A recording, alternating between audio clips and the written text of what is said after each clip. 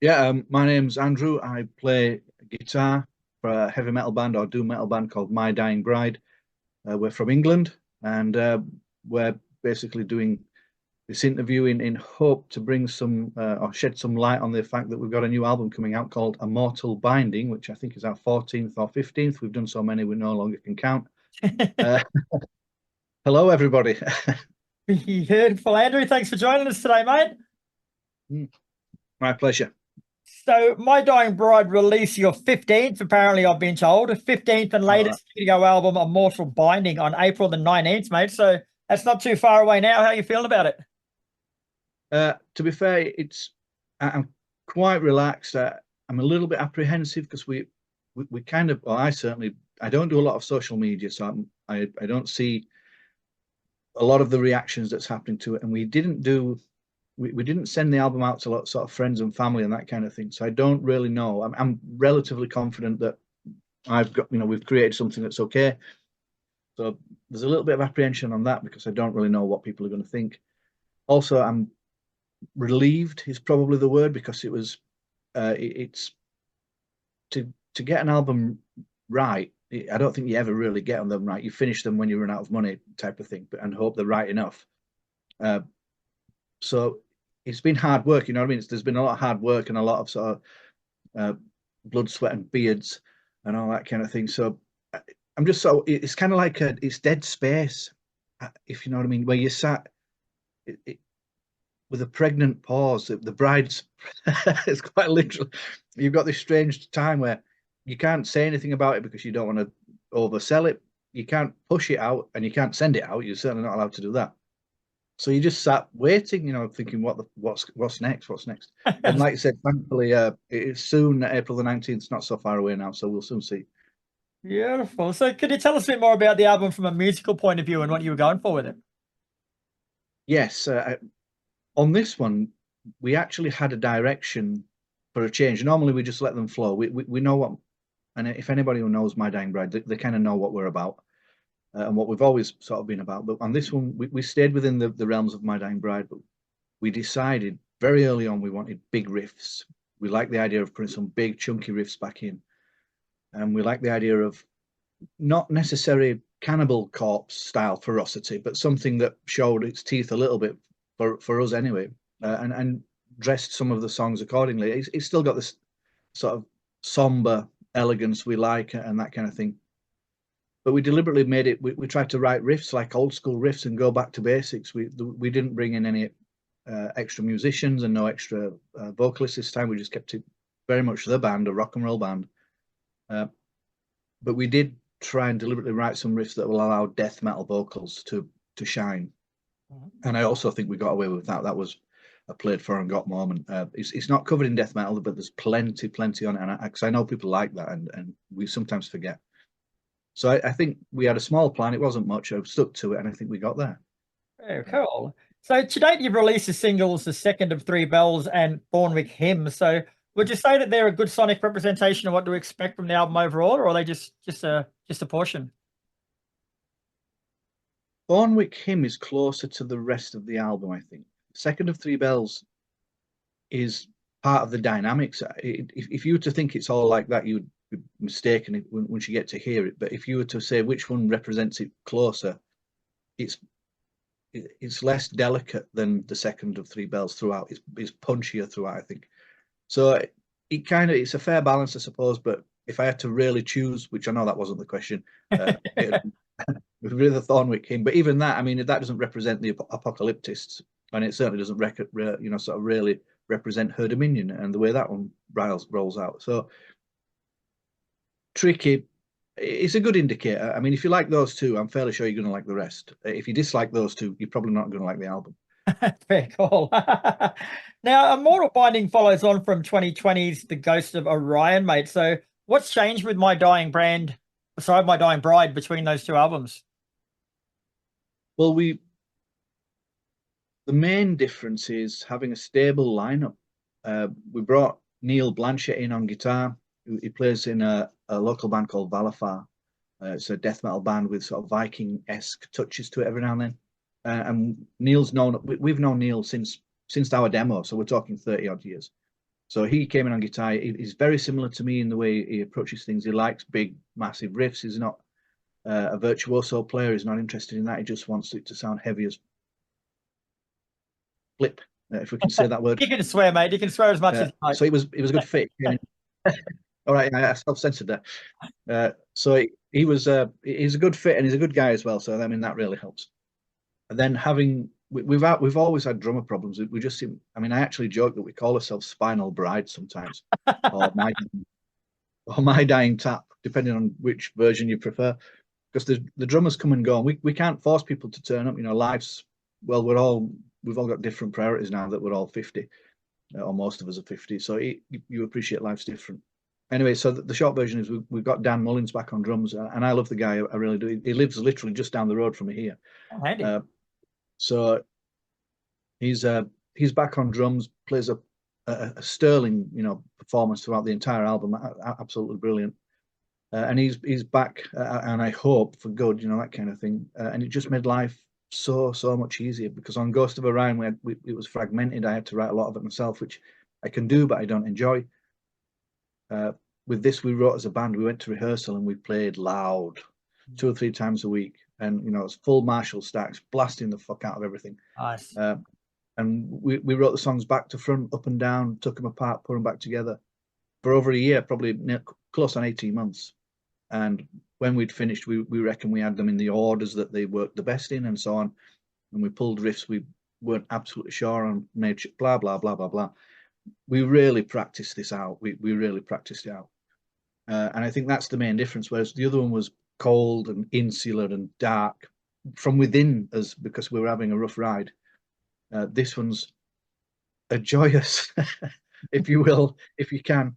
It's a joyous sort of expedition this time into the realms of doom. I know it doesn't sound like it much, but inside of us, we were loving this. That's all that matters. Well, yeah, we liked it, so fuck you lot. As you mentioned before, mate, like this is going to be your 15th album. So, do you find it gets easier or harder to come up with new material and fresh sounding material the more you write? It feels harder. When you start it, you work. I mean, so immediately for this example, I try and answer that this way. We immediately try not to record the last album, which I think is a very much a band thing. That all bands will say that, they're very conscious of the last album. They try not to do that to keep it fresh. Mm-hmm. But then as soon as you say that to yourself, you think, well, we need to do something different. And then as soon as you say that, you think, well, we can't wander off. We've got to stay within the realms of who we are. But then, so once you get that little panic attack out of the way, you find yourself writing just as you always did. And it amazes me. I don't know if this is the same for other musicians. I haven't really spoke about this. That you can still, because they come from nowhere. The riffs, you don't know where they come from. You set your gear up, you start playing, and then they appear, and fuck knows, I don't know how it happened. They just do, and then you write harmony to that, and then you change it, and the harmony might become the main thing. So it's down to a little bit of hard work and a little bit of tenacity. But it does worry you that you think, well, there's only so many notes, and there's only so many frets on a guitar, and if you stand there like that, you'll never pick a guitar up. You'll just be defeated already. But the trick is, hopefully knowing enough about your own music that you don't write the same riff twice, because we've tried that, it don't work. If people catch you out, and then just having the sort of confidence that it's in there, just let it flow type of thing, and it shows up. Use the force, Luke, and all that. Very cool. Now, speaking of writing, mate, like you're well known as someone who's continually writing music, mate. So what drives that side of your personality, like so many years into your career still, I guess? I have this desire, if you will, or this goal, and it's not like I'm trying to create something that I don't think I can actually create. I'm trying to create the pure, when you hear a piece of music and it's so absolutely either phenomenally joyous or phenomenally, melancholic, or just in the moment, in the essence, it's just angelic almost. And it's recorded correctly, it's sang correctly, and it might not be, there's even moments when Deicide do this, so it doesn't have to be anything sort of orchestrated, or Deicide can do this at a point when out later. And I bumped into it once some years ago, where I thought that is almost, it was just a twin harmony that I'm going to use the word resonated but it's a popular sort of term now, but that's really what it did, resonate with whatever I was thinking, whatever I was trying to achieve. And ever since then, I've been trying to get it back. It was a sorry piece. It was a really sad piece. And I didn't record it. And I thought, fuck me, there's no way I'm forgetting this. And I got sidetracked and then never got there again. And it's bugged me, as you can imagine. So the drive is to find whatever that moment was, in essence. And in and amongst that, I just like heavy metal. I mean, I'm just standard heavy metal. You know, is it loud? Yes. Does it have a distortion pedal underneath? Yes. Oh, that's good enough for me. We're off. You know what I mean? That's. But we do it in My Dying Bride does it in our version. So the drive is just because I like the sound of it all, and I particularly like reverbs and delays. I mean, if it was up to me, it'd sound like we were playing in a cavern on a hollow moon. But our producer Mark Miner, he won't allow all of that. He's constantly trying to stop us ruining his own albums, which we would given half a chance. Sure. Oh, your honesty is refreshing, brother. I love it. Like having such a creative mind, mate. Like, do you sort of like when you finish an album cycle, like do you put it to bed and just move on to the next thing, or do you still? I suppose the music still, we'll use the word resonate again, but does it still resonate with you going into the next cycle, or like I say, do you just put it to bed and leave it behind? On this one, well, what I normally do is I deliberately do like downtime. So I'm doing that now, and to be fair, these interviews have proved useful because it forces me not to think about picking up the guitar, because we all still work for a living. So when I come home from work, we're busy with interviews now, so I can't pick the guitar up anyway, even if I tried. So, but I probably won't pick the guitar up for maybe another couple of weeks, and I won't even attempt it because otherwise I'm busy thinking about the riffs and I'm busy thinking about something else instead of relaxing and sort of enjoying, if you will, the hard work and the fruits of all the other labors we've just done. So it's not that I need the rest. You know, I'm fully capable of. Well, in fact, we are sort of semi-writing an EP, believe it or not. On the back of everything I've just said, we are writing an EP. So we've got 2 songs done, which were not necessarily remnants of the album. They just didn't make it onto the album because they were too long. And we're writing a third as we go. So, but I don't immediately stop this album and write another one because it would sound it. I think I have to give some space now because the next album has to sound different to this. Yeah. And my writing right now sounds like this. So oddly enough, by buying some time and just leaving it for a couple of months and starting again, we'll get a different version of me, if you will, if that makes any sense. I mean, believe me, I'm in no rush to start another album. The fucking hard work. 4-year break will do for me, before the next one, or however long it is. I mean, I don't even know what the normal. What is the normal gap between albums? What does everybody else do? These days, people are releasing shit every 6 months or so. Like it's such a disposable world. Like people, it's just the continual release of shit these days, which like I can't handle it. Like I like to digest my music, and live with it for a while. Yeah, at once a year, that's too much. I mean, we couldn't do that, man alive. We rehearse longer than that for this. Which is why it sounds so bloody good, mate. All right, cool, thank you. Yeah, well, I mean, each to their own. I'm happy with a big gap. Maybe not 4, who knows? But maybe we'll bring it closer, but it won't be in 1, that's for sure. Well, however long it is, mate, your album Immortal Binding is out April 19th, and I had a listen before this interview, mate, and to be honest, it's the first time I've listened to your music, and it was captivating. Like, it was atmospheric in parts, it was striking in parts. It was there's so much going on there, and it all comes together so well, mate. So it's a bloody good album. You should be proud of your efforts.